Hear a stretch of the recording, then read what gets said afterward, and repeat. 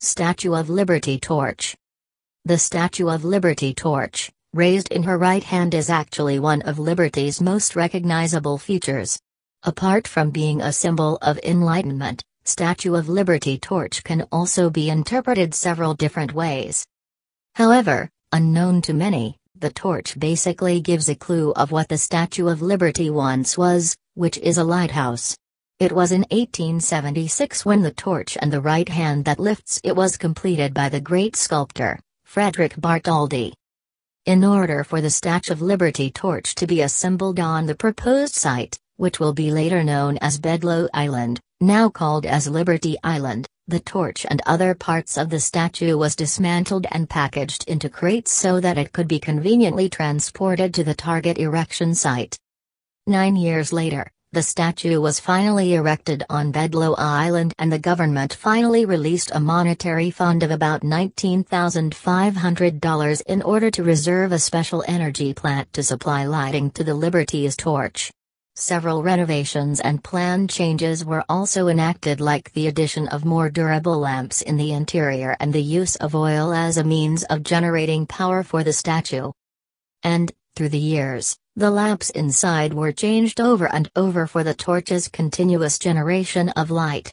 In 1931, for instance, replacement of the light bulbs was completed, and this involved the usage of 200 incandescent lamps of 50 watts each installed on the torch alone.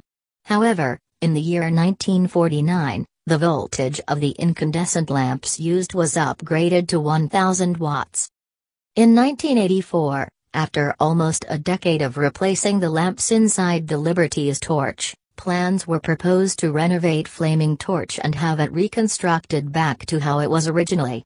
According to the experts, the torch of the statue itself has been badly degraded and changed so that it had lost its true essence of why it was even placed there. It is because of this concern that Blaine Cliver and John Robbins from the staff of the National Park Service of America offered their services by diligently studying the original configurations of the torch and designing the plan to reconstruct it once again.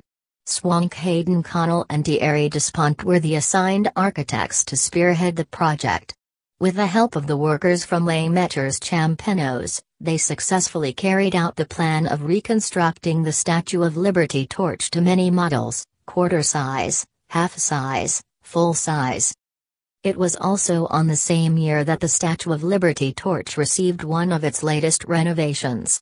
The material that composes the torch was changed back to the original copper, but there's a gold leaf coating added for protection.